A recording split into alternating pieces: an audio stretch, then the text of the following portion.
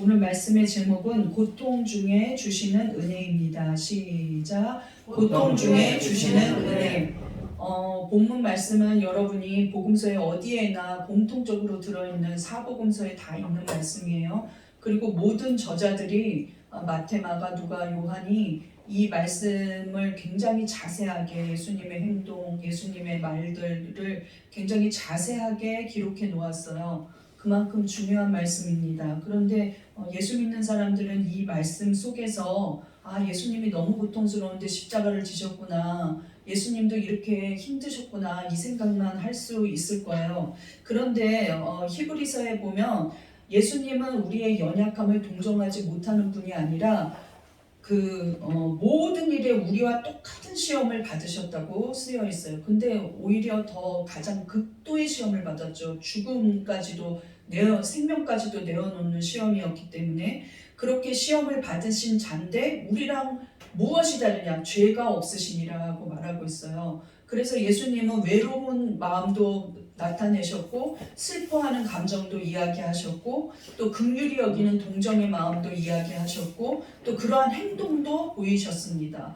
또 어쩔 때는 굉장히 사랑하는 마음도, 그 다음에 어떤 상황 속에서 너무나 번민하는 모습도 보여줬어요. 그 모든 게 집약되어 있는 게 바로 오늘의 말씀입니다. 겟세마네 동산에서 십자가를 지기 전날 목요일 밤에 내일이면 십자가 져요. 그런데 그 목요일날 밤에 하나님 아버지께 홀로 기도하는 그 모습 속에서 인간이 받을 수 있는 가장 심각한 고난 중에 최악의 고난이죠. 내일 죽을 걸 오늘 알고 있는 모습, 그리고 굉장히 고난 가운데 죽어야 하는 모습, 그리고 자기의 죄 때문이 아닌 인류의 죄 때문에 죽어야 하는 그러한 모습 가운데 예수님은 어떻게 기도하셨고 예수님은 그 고난 가운데서 어떠한 방법으로 그 고난을 이겨내고 십자가를 당당히 의연하게 지셨는지 우리가 그 모습을 통해서 예수님의 오늘 겟세마네 동산의 모습, 말들을 통해서 우리는 고난 가운데 그럼 어떻게 예수님처럼 이겨낼 수 있을 것인가?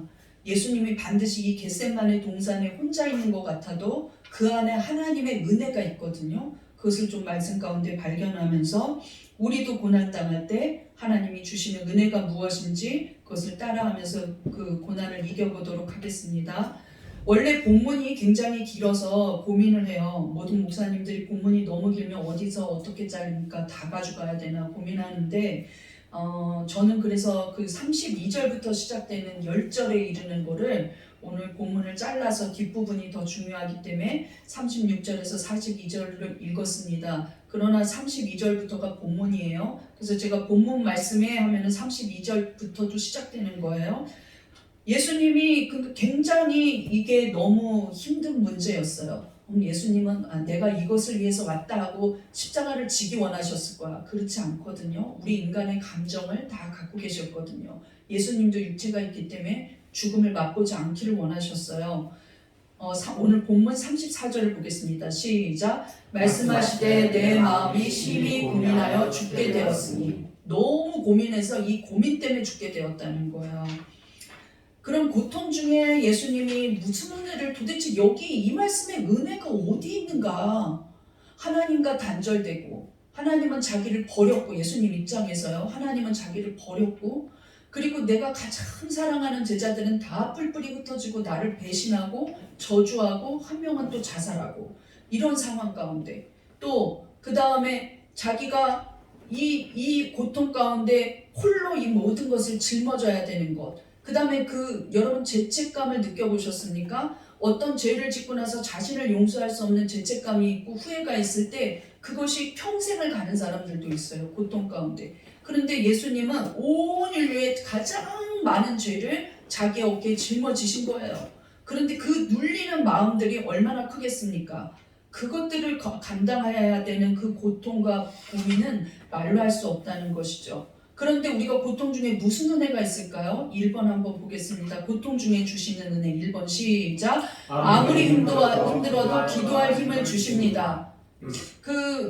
제가 고난을 정말 많이 당한 사람 중에 한 사람인데, 목사님들끼리 모여 있을 때도 자기가 고난을 이만큼 당했다고 얘기를 하는 걸 들어보면 나만 못해요.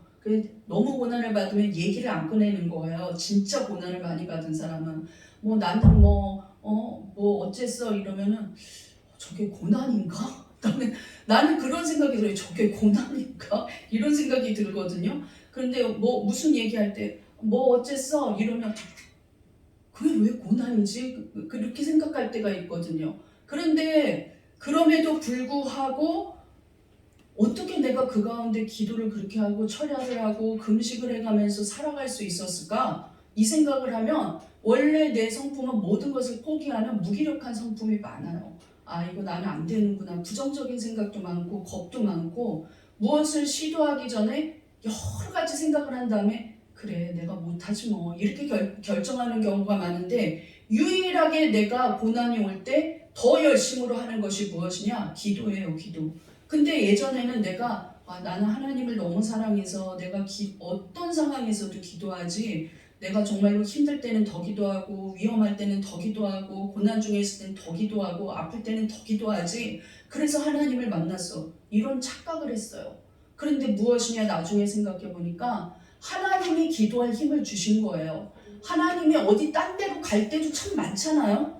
그런데 하나님이 나쁜 곳으로 가지 않게 하시고 나쁜 사람 만나지 않게 하시고 꼭 내 곁에는 나보다 더 귀한 은사자가 있고 꼭 내 곁에는 나보다 더 능력의 사람이 있어서 그냥 나를 놓지 않고 그 사람은 왜 나를 좋아하는지 이유를 알 수 없지만 그렇게 나를 챙겨요. 딸도 아닌데 가족도 아닌데 그렇게 나를 챙기면서 기도하게 하고 기도할 때 내가 잘 모르는 거를 더 기도할 수 있게끔 알려주고 어떻게 해야 그 은사가 개발하는지 말해주고 응답을 가르쳐주고 이러면서 자라났어요. 그리고 성인이 돼서도 그리고 대학원에 가서도 그리고 지금 목사인데도 내 주변에는 나보다 능력자가 나를 인도해주고 가르쳐주고 이야기해줄 때가 너무나 많으니 얼마나 큰 은혜입니까? 나중에 생각해보니까 내가 기도한 게 아니라 하나님이 기도할 수밖에 없게끔 힘을 주시고 은혜를 주셨어요.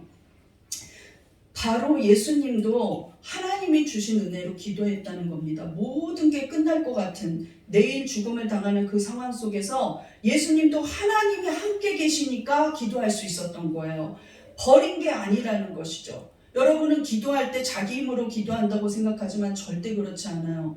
어느 날 제가 자고 일어나서 입이 안 열려지는데 여태까지 입 벌려 부르짖어 기도한 건 하나님의 은혜였다고 고백하면서 울었다니까요. 요한도 그 이야기를 예수님이 말했던 이야기 장면을 말하고 있습니다. 요한복음 16장 32절입니다. 시작. 보라 너희가 각각 제 곳으로 흩어지고 나를 혼자 둘 때가 왔나니 벌써 왔도다. 지금 예수님이 제자들에게 목요일 밤에 니네들 각자 흩어졌는데 지금 나는 혼자 있고 너네는 떠날 것이라고 이야기하시거든요. 그리고 바로 뒤 이어서 32절이 뒷부분이 있습니다. 시작. 그러나 내가 혼자 있는 것이 아니라 아버지께서 나와 함께 계시느니라. 아버지께서 나와 함께 계신다고 확신하면서 그 제자들에게 이야기했다는 거예요. 그리고 나서 예수님이 한 일이 무엇이냐? 베드로, 요한, 야고보를 데리고 겟세마네 동산에 가셔서 기도하자고 말씀하세요. 그리고 나를 위해 기도해달라고 이야기하고 결국에는 그들은 기도 못하고 잤지만 예수님은 끝까지 기도하셨다는 거예요. 오늘 본문으로 돌아와서 이 이야기를 한 부분이 요한이 앞에 이야기를 했고 시간상으로 보면 그 다음이 오늘의 본문입니다. 한번 본문 앞부분 볼까요? 33절에서 34절입니다. 시작. 베드로와 야고보와 요한을 데리고 가실새 심히 놀라시며 슬퍼하사 말씀하시되 내 마음이 심히 고민하여 죽게 되었으니 너희는 여기 머물러 깨어있으라 하시고 내 마음이 심히 고민하며 너무 고민해서 내가 십자가를 지지 않아도 죽을 정도다 이렇게 말씀하셨다는 거예요. 제 주변에 뇌출혈로 쓰러졌던 목사님이 있는데 지금도 그래서 반쪽을 못 쓰시는데 그날의 이야기를 하시는 거예요. 뇌출혈로 쓰러져서 2년 동안 요양원에 계시다가 나왔거든요. 근데 나오시고 나서 김가리 목사를 너무 보고 싶다고 아무도 그렇게 반쪽이 되고 나서 안 만나고 노예도 안 갈 때 저를 부르셔서 제가 집에 찾아갔거든요. 근데 제가 그 문 앞에서 기도했어요. 하나님 나 그 목사님 앞에서 울지 않게 해주세요. 의연하고 평안하게 내가 그 목사님에게 평안이 되게 해주시지 슬퍼서 그냥 그 지금의 상황을 너무나 힘들게 받아들이는 그 모습을 내가 보이지 않도록 하나님이 내게 감정의 평안을 허락해 주세요 했는데 목사님이 나를 끌어안고 너무 보고 싶었다고 얘기하시더라고요. 근데 그 목사님이 이야기하시는데 뭐라고 하냐면 내가 이렇게 과로하고 이렇게 고통받으면 어떤 그 여자 집사가 너무 힘들게 했거든요. 목사님이 설교를 할 때 일어나서 막 대항을 하고 그랬어요. 그럴 바엔 딴 교회를 가시는 게 나아요. 그 죄를 지을 바에는. 그 목사님이 그 다음날 새벽 기도 3시부터 막 운행하시다가 쓰러져 버렸거든요, 오후에. 근데 그 여자는 자기 때문에 쓰러진 줄을 몰라요. 근데 모든 교인은 알죠. 그날이 그날이니까. 근데 목사님이 내가 이렇게 고민하고 이렇게 고통받으면 나 죽는 거 아니야 이 생각을 했다는 거예요. 그때 머리가 이렇게 돌더니 왜 나는 돌지? 이랬는데 그 후로 깨보니까 2달 후였어요. 얼마나 힘든 상황입니까? 그런데 예수님도 그분이 이렇게 말했어요. 예수님이 그 다음에 내가 말씀을 읽는데 예수님이 내가 심히 고민하여 죽게 되었다는 게 자기가 확 와닿는다는 거예요. 너무 고민하면 나 이러다 죽으니까 차라리 고민을 하지 말자. 내가 고민한다고 해결 안 돼. 이렇게 생각하거든요. 근데 우리 예수님은 끝까지 그거 짊어져야 되니 고민을 내려놓을 수는 없는 것이죠. 그래서 얼마나 고통스러운지 베드로와 야고보와 요한에게 자기 감정을 솔직히 이야기해요. 내가 너무 마음이 고민해서 죽게 되었다. 이렇게 말씀하셨어요. 하나님의 아들 예수님도 솔직하게. 근데 그들은 잤잖아요. 우리가 알다시피 3번이나 예수님이 겟세마네 동산에서 기도를 계속해서 눈물과 핏방울이 떨어지도록 기도를 해도 그들이 너무 피곤하고 고단하니까 잠을 잘 수밖에 없어요. 오면 자고 있고 오면 자고 있고 오면 자고 있어요. 그런데 예수님은 그들이 잘 때 여전히 깨어서 기도했다는 것이죠. 그들은 자도 예수님은 잘 수 없는 상황이죠. 그리고 그 기도하는 순간순간이 얼마나 절실했는지 그 모습을 보면 알 수 있어요. 땅바닥에 엎드려서 정말 이 고난이 지나가기를 기도하고 계시거든요. 첫 번째 기도의 모습을 보겠습니다. 35절 시작. 조금 나아가사 땅에 엎드려 될 수 있는 대로 이때가 자기에게서 지나가기를 구하여. 될 수만 있으면 이때가 자기에게서 지나가게 해달라고, 그냥 내가 십자가 안 져도 구원받게 해달라고 하나님께 간구하는 거죠. 그런데 여기서 간구할 수 있었던 것은 요한이 말한 것 때문이에요. 다 떠나도 저렇게 베드로, 요한, 야고보도 잠을 자고 내가 사랑했던, 특별히 사랑했던 수제자들도 졸고 마는데 그렇게 고민을 하든지 말든지 졸고 말아요. 그런데 복음서 전체에서 보면 예수님이 이만큼 자기 감정을 드러내신 부분이 없거든요. 약간씩은 드러냈지만 내가 심히 고민하여 죽게 되었다고, 난 죽게 됐다고 말하는 부분은 없었어요. 내 고통이 죽을 만큼이라고 말하는 부분이 없었는데 이것이 예수님이 정말 얼마만큼의 고통인지 그들이 알 수 있었는데도 3년 동안 예수님이 그런 말을 한 번도 안 했는데 저렇게 말한다, 이거 심각하다, 깨어있자, 이렇게 하지 않고 그들은 그냥 조는 거죠. 졸리면 자야 되니까. 그렇게 단순하게 내일도 예수님이 있고 모레도 예수님이 있을 거라고, 좀 힘드신가 보다 하고 말았다는 거예요. 심각하게 받아들이지 않았다는 것이죠. 그럼에도 불구하고 예수님이 어떻게 그렇게 기도할 수 있었느냐? 바로 요한이 말한 대로, 예수님이 고백대로 정말로 이 하나님은 나와 함께 계신다는 확신이 있었기 때문이에요. 여러분이 고난받을 때 유일하게 아무도 없고 나 혼자만 있는 것이 아니라 하나님이 함께 계신다는 것입니다. 믿습니까? 근데 그 하나님이 왜 우리와 함께 계시느냐? 너는 네 힘으로는 기도할 수 없을 거야. 이 상황을 받아들일 수가 없을 거야. 네가 기도할 힘 나지 않을 거야. 예수님도 기도하기 힘들어서 제자들에게 부탁할 정도였는데 우리는 그거보다 더 작고 더 쉬운 일에도 우리는 금방 무너지죠. 그런데 그 고통 앞에서 하나님은 그것을 너무나 잘 아신다는 거예요. 왜? 예수님을 보았기 때문에. 그래서 우리에게 어떻게 하시냐? 아무리 극도의 상황이고 아무리 최악의 순간이라 할지라도, 정말로 예수님처럼 내일 죽을 수밖에 없는 상황이라 할지라도, 내 손으로는 아무것도 할 수 없는 상황이라 할지라도 끝까지 주시는 힘이 무엇이냐? 기도할 힘을 주신다는 거예요. 믿습니까? 죽음 직전에 있는 사람을 전도한 적이 굉장히 제가 어떻게 많아서 하나님께 감사하고 지금 있는데, 죽음 직전에 있는 사람이 무의식과 의식을 왔다 갔다 하는 경우들도 있어요. 그런데 이상하게 그들이 목사님 앞에서 무의식으로 있는 사람을 저는 한 번도 못 봤어요.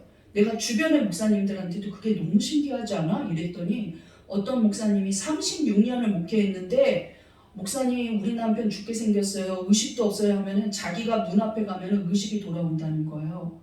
근데 저도 그런 경우가 굉장히 많았어요. 아, 우리 남편 지금 의식 없어서 안 돼요. 근데 가면은 의식이 있어요. 그리고 그 옆에 있는 아내는 아니라고 말을 못하니까 의식이 없는 거라고 하면 제가 어떤 행동을 하게 하면 의식이 있어요.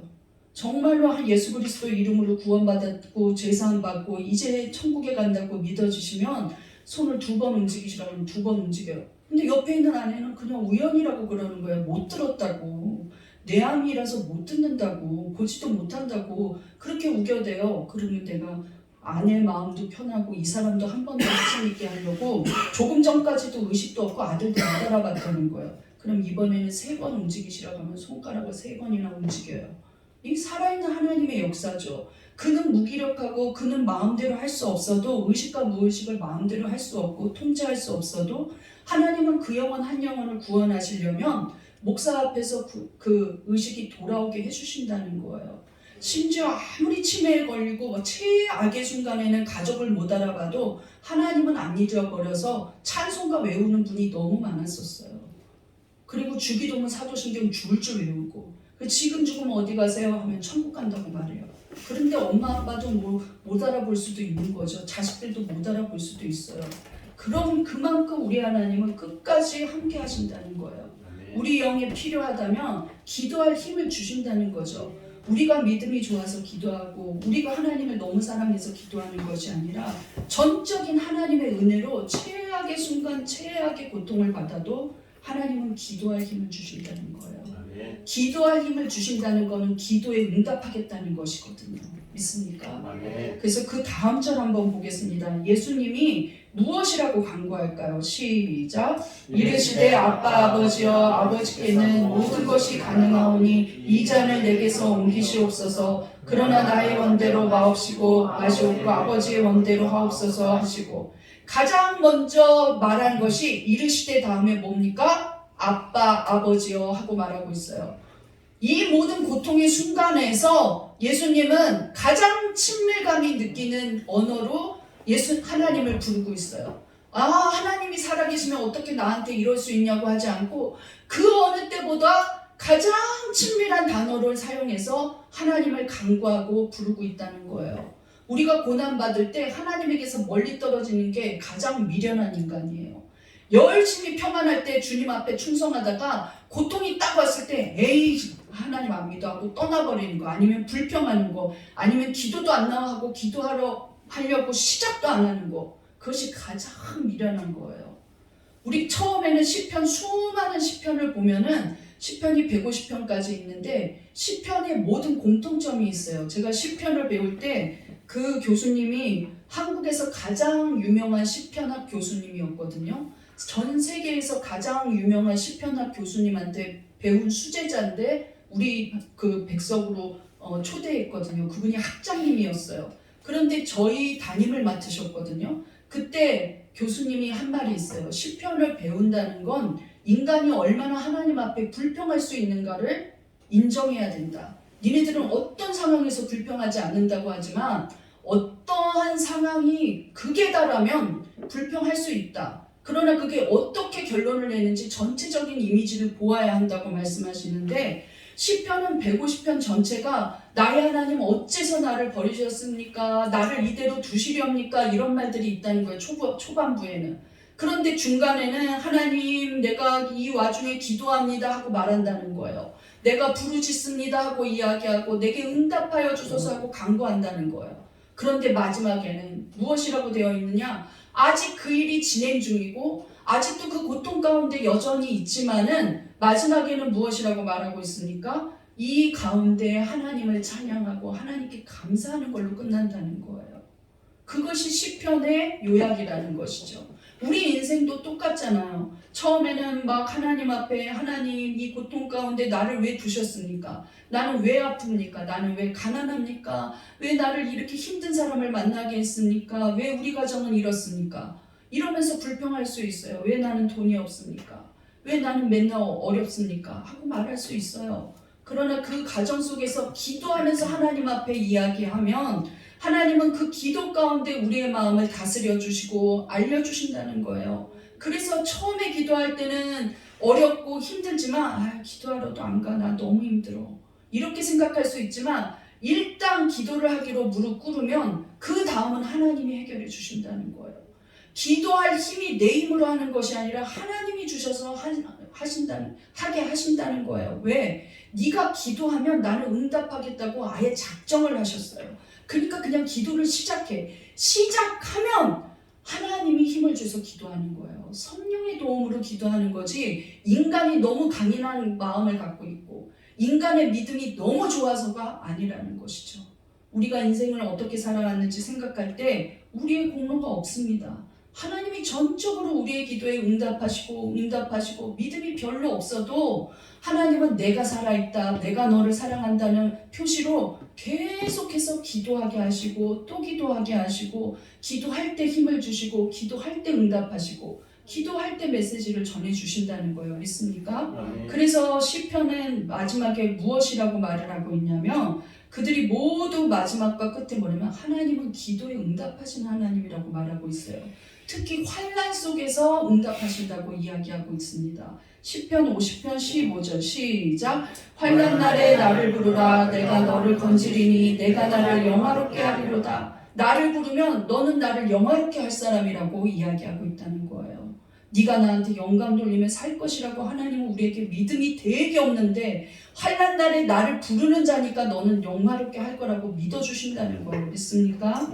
또 시편 46편 1절을 보겠습니다. 시작. 하나님은 우리의 피난처시요 힘이시니 환난 중에 만날 큰 도움이시라. 환난 중에 김집사 이집사한테 전화해서 말해도 그 사람들이 기도해 주는 거 잠깐이에요. 그런데 하나님 앞에 기도하면 하나님이 가장 좋은 모습, 가장 선한 모습, 가장 유익하게 응답하시는 하나님이시라는 거예요. 이권사 김권사한테 얘기하면 저 사람이 저랬대 이랬대 하면서 나중에 나한테 메아리가 돼서 다 돌아오는 경우도 있고 상처받을 수 있어요. 어머 저 사람 나를 위해 눈물 흘려줄 줄 알았더니 나를 비방하는구나 하고 배신 느낄 때도 있거든요. 그런데 하나님은 그런 게 없어요. 다 들어주고 우리의 모든 허물까지도 용서하시고 어떻게 하면 가장 좋은 모습으로 죄를 더 영광 돌리게 할까 고민하시는 분이 하나님이시라는 거예요. 그런데 그 기도의 힘을 누가 주시느냐? 하나님 주셔서 하는 거예요. 믿습니까? 우리 고백해 보겠습니다. 내가 환난 당할 때 기도하게 하시니 감사합니다. 모든 것이 하나님 주신 은혜였습니다. 믿습니까? 네, 우리 믿음이 좋아서가 아니에요. 목사님 저도 너무나 느낍니다. 두 번째, 고통 중에 주시는 은혜. 2번 무엇입니까? 시작. 고통의 의미를 알려주시고 평안케 하십니다. 고통 당할 때 내가 지난번에도 아파서 정말 나는 연약함을 알았는데 굳이 또 아파야 되나? 이런 생각을 제가 해요. 나 옛날에 가난해가지고 내 힘으로 되는 게 아니고 내 능력으로 된 게 아니라고 주님 앞에 말씀드렸는데 또 이렇게 어려워야 되나? 왜 같은 고난을 또 당하지? 그때 의미를 다 알고 주님 앞에 결단하고 그렇게 살아보려고 노력하고 있는데 왜 내가 이렇게 힘들지? 저는 어떤 목사님한테 말했어요. 목사님 나 개척해서 정말로 이 어려운 코로나 시기에 정말 마귀한테 지고 물러나지 않고 교회 문 닫지 않고 끝까지 예배 한 번 안 쉬고 성경 한 번 안 쉬고 하나님 앞에 정말 진실하게 살아보려고 노력했으면 하나님이 나한테 건강은 주실 줄 알았어요 하고 말하니까 우리 모두 그렇게 알았어. 그런데 모든 목사님은 다 아파본 경험이 있어. 난 죽겠구나 하는 그런 경험 다 있어. 모든 목사님은 눈물 흘려 혼자서. 모든 목사님은 혼자서 이제는 못하겠다고 하나님한테 말해. 그거 시작됐지? 그거 은퇴할 때까지 갈 거야. 그런데 끔찍하더라고요. 그럼 왜 빨리 은퇴해야 되나? 이런 생각도 들고. 나는 내가 주의 길 간다고 결단하면 그때부터는 이제 승승장구로 이렇게 편안히 갈 줄 알았어요. 왜? 나는 주님 앞에 인생을 맡겨버렸으니까 하나님은 내 인생 책임지겠지 이렇게 생각했어요. 그런데 믿음이 더 깊어지고 주 앞에 더 헌신할수록 나는 어떤 고통이 끝나지 않더라는 거예요. 왜 그럴까? 왜 그럴까? 그런데 그 고통만 바라보지 않고 내가 어느 순간 무엇을 하고 있느냐? 그 고통이 이렇게 반복되는 메시지를 하나님 앞에 알려달라고 기도할 때 그때마다 나는 영의 성장이 있었다는 것이죠. 고통에 포커스를 맞추면 나는 초라하고 희망이 없어요. 가난한 개척교회 목사. 너무너무 위축되어 있을 수밖에 없어요. 그런데 소망도 없어요. 내가 가진 능력이 없으니까. 그런데 자랑할 것도 없으니까. 그런데 그 가운데서 하나님 앞에 기도하기를 어떻게 기도하느냐? 고통을 주신 의미가 무엇이냐고 묻기 시작해요. 주님이 고통이 나에게 주는 영적인 훈련이 무엇입니까? 그리고 빨리 알려고 노력해요. 얼른 알아버려서 얼른 하나님 뜻대로. 말하자면 요나가 그 제비뽑고 이러는 모든 과정 속에서 그냥 자기가 가만히 숨기고 있으니까, 왜 그 배를 탔는지 숨기고 있으니까 뱃사람들도 너무 고통스럽잖아요. 나 때문이라고 빨리 이야기하고 빨리 하나님 나 잘못했다고 했으면 물고기 배에 들어갈 일도 없고 그렇죠. 그런데 길게 가지 않게 하려고 하나님 나 고통스러워서 괜히 요나탄 배처럼 내 주변에 내 아이들 내 남편까지 고통 가운데 가지 않도록 내가 그냥 다 빨리빨리 회개하고 하나님 앞에 돌이키겠으니 하나님 알려주시라고. 그러면 주께서 어떠한 방법이든지 내게 그 메시지를 주면 내가 생각해보면 너무나 생각도 못했던 부분들이 있는 거예요. 아직도 나는 훈련받아야 될 게 너무나 많다는 걸 느끼죠. 그리고 주변의 목사님들과 이야기할 때 바로 그거라고 하면서 이야기해 줄 때 참 깊은 은혜가 있어요. 그런데 오늘 예수님은 안 그럴 것 같잖아요. 예수님이 처음에 기도할 때는 제발 이 잔을 내게서 옮겨달라는 거예요. 그리고 될 수만 있으면 나를 피해가게 해주시라고 그렇게 애기 같은 기도를 하는 부분을 보면 난 너무 더 슬픈 것 같아요. 예수님이 원래는 얼마나 인격적인 분입니까? 얼마나 의연하신 분입니까? 근데 예수님은 이것 좀 옮겨달라고 기도해요. 그런데 그거 거기서 끝나지 않아요. 이제 기도를 하신 예수님은 무엇이라고 말하면 하나님 뜻이 중요하다는 거예요. 하나님의 뜻대로 되기를 원한다고 기도하고 있어요. 그 기도의 시작과 끝을 단축시켜서 써놓은 게 바로 오늘 본문 중에서도 36절입니다. 처음과 끝이 얼마나 다른지 그러나의 앞과 그러나의 뒤를 한번 보시면서 읽어보겠습니다. 시작.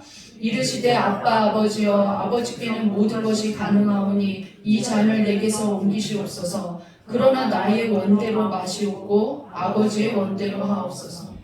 내 원대로는 하지 마시옵소서. 처음에는 이 잔을 내게서 옮겨주세요 하고 기도해요. 너무 공감 가죠. 그런데 나중에 어떻게 기도합니까? 하나님 뜻대로, 하나님 뜻대로 그렇게 기도하고 있는 거예요. 그것이 기도하는 자의 모습입니다.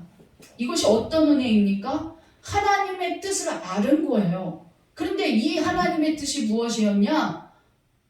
예수 그리스도를 보내주신 목적은 구원을 위해서예요. 첫 번째가 구원이에요. 그 구원을 위해서는 죄 없으신 예수님이 십자가에서 모든 사람의 죄를 짊어질 수밖에 없고 죄의 대가를 치를 수밖에 없는 거예요. 그것이 공의이기 때문에. 죄의 대가를 지워버리는 건 공의가 아니에요. 죄의 대가를 짊어지게 하는 게 공의예요. 그런데 죄 없으신 예수님이 그 죄를 담당하셨거든요. 그래서 예수 이름으로 가게 한 거예요. 우리가 어떤 아무리 착한 사람이라고 해도 무슨 정진경 안교석 이름으로 가지 않죠. 절대로 우리 공로로 갈 수 없어요. 선하고 착해 보여도 우리 속에 죄성이 있기 때문에. 그래서 예수님 앞에 나오는 자만 구원받을 수 있다는 거예요. 그런데 이것은 값을 치르지 않았어요. 우리가 십자가에 예수님이 달려주셨으니까 우리의 죄값을 치렀습니까? 우리는 안 치러요. 그냥 값 없어요. 우린 예수님만 믿으면 돼요. 누구든지 자격이 없는 거예요. 공로로 가는 게 아니에요. 믿음이 특별해서 가는 것이 아니에요. 이것이 하나님의 사랑이고 이것이 하나님의 공이라는 것을, 그리고 그것을 짊어질 자는 온 인류의 나 하나라는 것을 예수님이 아셨다는 거예요. 그 이전부터 아셨지만 될 수 있는 한 좀 피해갔으면 했지만 그것을 받아들이게 되었다는 것이죠. 그리고 이제는 전혀 달라져요. 너네 내 마음이 심히 고민하여 죽게 되었고 슬프다 막 이렇게 말했는데 이제 예수님이 그 기도를 끝내고 나서 제자들에게 어떻게 하시는지 그 모습을 보면 알 수 있습니다. 41절 시작. 세 번째 오사 그들에게 이르시되 이제는 자고 쉬라. 그만 되었다. 때가 왔도다. 보라 인자가 죄인의 손에 팔리느니라. 전혀 의연하신 모습이죠. 아까 전에 막 나는 심히 슬프고 고민되고 죽게 생겼다 하고 말하는 그 예수님의 모습은 없는 거예요. 어떻게 그렇게 되었습니까? 기도하면서 하나님의 뜻을 더욱 강력히 확실히 이건 피해갈 수 없는 일이라는 걸 알고 받아들였다는 거예요. 우리도 기도할 때 처음에는 하나님 나 좀 이 괴로움에서 고통에서 벗어나게 해주세요. 하나님 이 문제 해결해 주세요. 기도합니다. 그런데 나중에 정말 영의 사람, 정말 영적인 사람, 정말 하나님을 사랑하는 사람들은 자기 뜻만 계속 아뢰는 기도를 하지 않아요. 처음에는 너무 고통스러워서 그렇게 기도하지만 정말 하나님을 사랑하는 사람들은 하나님이 절대적으로 내가 고통받는 게 목적이라는 생각을 하지 않아요. 하나님은 우리가 아픈 게 목적이고, 하나님은 우리가 가난한 게 목적이고, 하나님은 우리가 고난받는 게 목적이 아니라 고난을 속에서 하나님이 하실 일들이 있다는 걸 아는 거예요. 믿습니까? 우리가 어려움 당하는 걸 원치 않으세요? 그럼 왜 지옥 가게 놔두지 구원받게 하시기 위해서 예수님까지 버리셨습니까? 절대적으로 하나님은 우리를 사랑하신다는 거예요. 믿습니까? 그런데 그 고난 가운데서 우리에게 훈련하시는 것이 있고 주실 메시지가 있다는 거예요. 그 고난은 심지어 뭐라고 말하냐면 야고보 사도는 우리가 감당치 못할 시험은 주신 적도 없다는 거예요. 감당할 수 있을 만큼만 고난을 주세요. 그래서 이 고난을 통해서 우리를 더 영적인 사람으로, 그리고 하나님의 뜻을 아는 자로, 그리고 신실한 믿음의 사람으로 키워나가는 거예요. 사실은 우리가 교만하기 때문에 그러한 고난이 오는 거지, 처음부터 부들부들하면 왜 고난 당합니까? 목회자도 겸손하지 않으면 엇나가거든요. 어느 순간 자기를 드러내고 엇나가요. 그리고 목회자도 고난받지 않으면 성도를 사랑하는 마음 품기가 힘들어요. 인간이잖아요. 함께 고난 당하는 거예요. 제가 많이 아파 보니까 저 사람 아플 때 얼마나 고민하다가 나한테 전화했는지 제가 알아요. 그래서 최선을 다해서 기도해 주죠. 예. 그리고 저 사람이 나한테 찾아올 때는 마지막 수단으로 나한테 온다는 걸 제가 알기 때문에 나가겠다고 하고 교회에서 만나고 한번 그냥 대표 기도해주고 끝난 적은 저는 한 번도 없어요. 붙잡고 기도하고 또 기도하고 찬송 부르고 기도하고 같이 기도하자 그러고 기도의 문을 열어주게 해서 보냈다는 거예요. 그러다 보면 1시간 반 막 이렇게 가면 진이 빠져가지고 그 사람은 힘들어서 기도 못하는데 저 혼자 기도하다시피 이끌어가다시피 하니까 어쩔 때는 막 힘이 들어가고 여기 소파에 누워서 눈물을 흘리다가 가는 적도 있어요. 와 힘들다 이러다가 근데 그 사람 앞에서는 의연하게 끝까지 기도하거든요. 그런데 제가 고난을 안 당해봤으면 한번 그냥 기도해주고 보냈을 거예요. 근데 그럴 수 없다는 거죠. 저 사람이 혼자 가서 기도할 수 있는 힘을 얻도록 계속 같이 기도해주고 보낸다는 거예요. 뭐 그거는 그 사람이 부탁해서가 아니에요. 제가 그 고난을 알기 때문에. 그런데 우리 하나님이 그렇게 네가 하나님의 사람으로 진정 사랑을 가지고 할 수 있도록 인도하시는 메시지가 그 안에 있다는 거예요. 분명한 메시지가 있기 때문에 그렇게 하시지 어디 한번 고통당해볼래 하고 학대하려고 우리를 고난 중에 있게 하시지 않다는 거예요. 그런데 그 메시지를 알고 나면 열매가 하나 있어요. 그것이 무엇이냐? 평안이 찾아온다는 거예요. 저 사람은 왜 저래? 저렇게 슬픈 얘기를 저렇게 덤덤하게 하네? 안 믿는 자들이 보고 믿음 없는 자들이 보면 정신 좀 없나? 현실감이 떨어지나? 이러는데 그 가운데서 형통해요. 심지어 순교를 당하는 사람들이 벌벌 떨고 울면서 아글아글 쓰면서 순교당하지 않았어요. 모든 순교자를 본 목격자들은 뭐라고 말하냐? 그는 의연하게 순교당했다고 말하고 있어요. 그런데 인간이 가장 무서운 게 죽음 아닙니까? 죽음이 누가 좋아요? 그런데 순교자들은 그것을 감당할 수 있는 은혜를 주신다는 거예요. 이게 사람의 감정과 사람의 생각을 초월한 것이죠. 믿습니까? 그런데 우리에게는 어떠한 고난이 오더라도 주님이 우리에게 평안 주시기를 작정하셨어요. 감당할 수 있는 평안을 주신다는 거예요. 주님이 주시는 메시지를 듣고 나면 이제 평안해져요. 이제는 하나님이 뜻을 알기 때문에 이건 지나가는 과정이다. 이 또한 지나가리라. 그럼에도 불구하고 승리한다. 내 힘이 아니다 하고 알게 된다는 거예요. 그것이 영의 생각입니다. 그래서 엄청난 고난 당한 사람 중에 신약에 어디 가서 내세울 만한 그 이름이라면 이 사람만큼 고난 당한 사람은 없을 거야 할 만한 사람이 바울이에요. 근데 바울이 이렇게 말하고 있어요. 로마서 8장 6절입니다. 시작. 육신의 생각은 사망이요 영의 생각은 생명과 평안이니라. 여러분 예수님의 생명으로 가득 찹니까? 아멘. 예수님의 평안이 있습니까? 아멘. 그게 바로 영의 생각이에요. 아프리카에 선교를 나갔던 우리가 잘 아는 데이비드 리빙스턴은 정글에서마다 여러 번 목숨을 잃을 뻔했어요. 가는 곳마다 위협을 당하고 또 풍토병 여러 가지로. 그런데 그는 영국에서 잘 사는 아들이었고 의학을 공부했는데 의료 선교를 가겠다고 졸업하자마자 자기의 모든 명예를 내려놓고 잘 살 수 있는 것을 내려놓고 선교 나갔거든요. 흑백 사진이 남아있더라고요. 아프리카 아이 도와주는. 근데 이렇게 인상 쓰고 있어도 굉장히 위대한 일을 한 사람입니다. 그런데 그에게 어떤 사람들이 물었어요.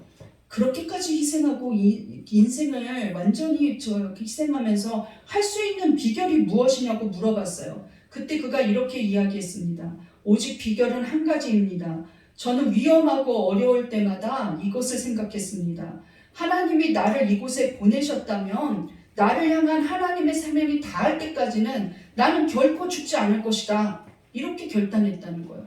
하나님의 뜻이 있다면 나는 죽지 않는다. 이런 결단했다는 거예요. 여러분도 고난 가운데 하나님이 내게 주신 사명이 있다면 나는 이 고난으로 죽지 않는다고 결단하셔야 돼요. 한번 고백해 보겠습니다. 하나님이 주신 사명이 있다면 하나님이 주신 사명이 있다면 고난 가운데 넘어지지 않습니다. 고난 가운데 넘어지지 않습니다. 하나님이 주신 사명 때문에 하나님이 주신 사명 때문에 고난을 넉넉히 이깁니다. 고난을 넉넉히 이깁니다. 믿습니까? 네. 한 번 더 확신을 주기 위해서 제가 우리 성도들이 이걸로 끝낼 수 있을까 하고 생각해서 한 가지 더 한 사람을 더 소개해요. 더 유명한 사람인데 윌리엄 캐리라는 분이 있어요. 성경 배울 때 이 두 사람 꼭 배웁니다. 아까 말한 사람하고 윌리엄 캐리. 인도 선교의 아버지인데 이 사람이 왜 유명하냐면 인도가 수많은 방언들이 있는데 이 방언하고 저 방언이 틀려서 서로 못 알아들어요. 엄청난 그 종족의 언어들이 있어요. 3,000 몇 가지인가 뭐 2,000 몇 가지가 된다는데 그 언어들을 다 이렇게 인도어로 번역해낸 선교사예요. 엄청난 일을 했죠. 그런데 이분이 32살에 모든 인생의 즐거움을 포기하고 영국 출신인데 그 인도에 가서 저때 인도가 얼마나 힘들었겠습니까? 그래서 윌리엄 캐리는 평생 동안 그 성경을 번역해서 인도 성경을 만들어낸 사람이에요. 그런데 그토록 위험한 일, 사람들이 죽이려고 많이 작정했었거든요. 그토록 위험한 일, 그토록 많은 인생을 어떻게 견뎌낼 수 있었느냐고 물어봐요. 그때 그가 이렇게 말했습니다. 하나님의 뜻, 그 이상도 그 이하도 그 밖에 무엇도 없습니다. 오직 하나님의 뜻입니다 하고 말했다는 거예요. 자기 힘으로 한 거 아니라는 것이죠. 인도 사람을 구원하기 위한 인도의 성경책을 만들어내고 싶은 하나님의 뜻이 나를 움직였을 뿐이라는 거예요.